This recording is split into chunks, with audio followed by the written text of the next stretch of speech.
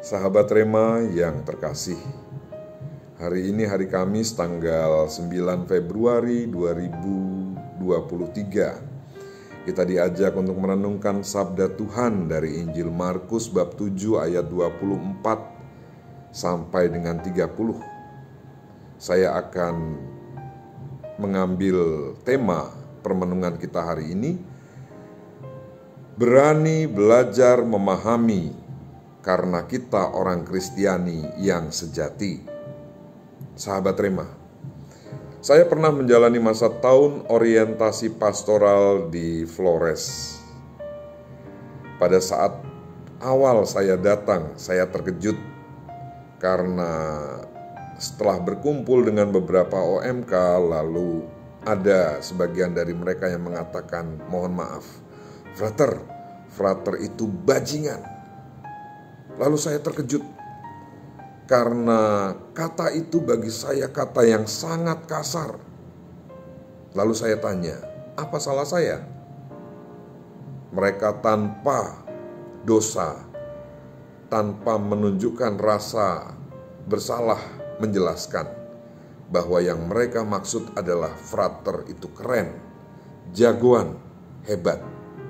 Oh, baru saya paham bahwa kata itu di satu tempat bisa menjadi makian, di tempat lain bisa jadi pujian. Untung saya bertanya, kalau tidak saya memendam kemarahan.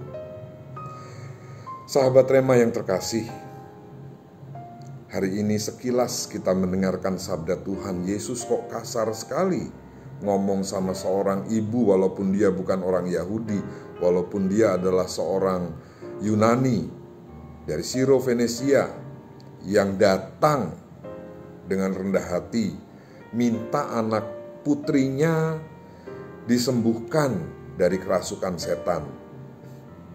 Malah dijawab oleh Yesus, biarlah anak-anak renyang dulu, baru setelah itu remah-remahnya diberikan kepada anjing. Sekilas kata-kata ini kasar, tapi mari kita pelajari lebih lanjut. Apakah sungguh seperti itu? Yesus memang menggunakan kata anjing, tetapi dalam bahasa Yunani yang dipakai adalah kunarion, beda dengan kuon.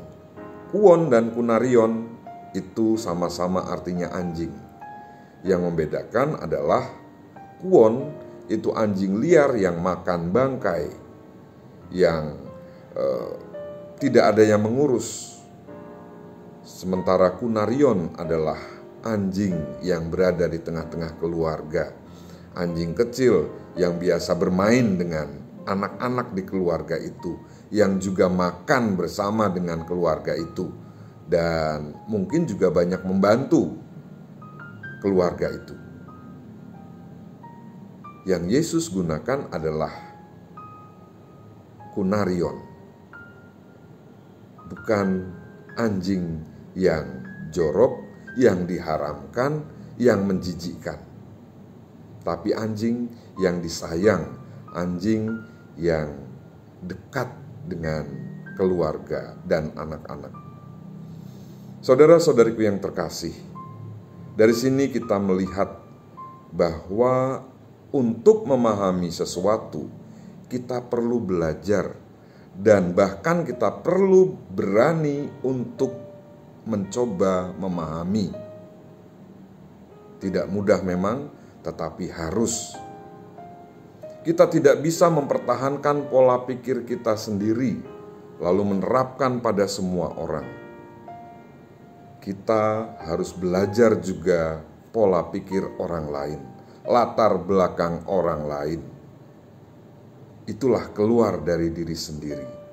Sama seperti Yesus, sama seperti ibu tadi, sama-sama orang asing, tetapi mereka masing-masing mau belajar memahami. Ibu itu tentu saja tidak mudah datang kepada Yesus yang juga orang asing. Yesus juga tidak mudah untuk melayani orang asing.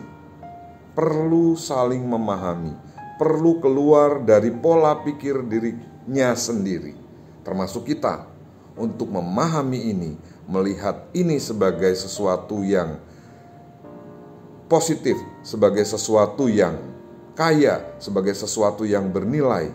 Juga kita perlu memahami, keluar dari diri sendiri, belajar untuk melihat pola pikir orang lain. Inilah yang harus kita hidupi sebagai orang Kristiani. Kita diajak untuk mewartakan, artinya kita diajak untuk keluar, bukan hanya menaruh pola pikir kita ke tempat orang lain, tetapi kita diajak untuk belajar memahami yang lain juga.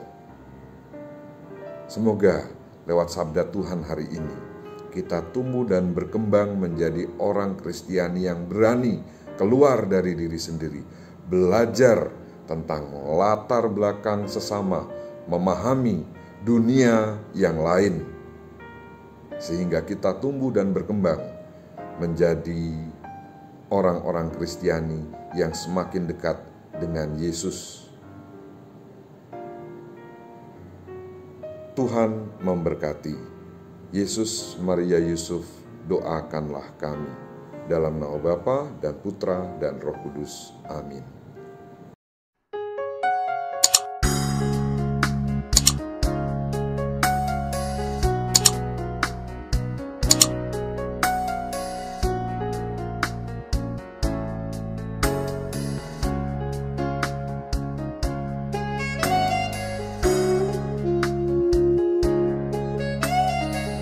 Sahabat Rema, sampai jumpa dalam program berikutnya.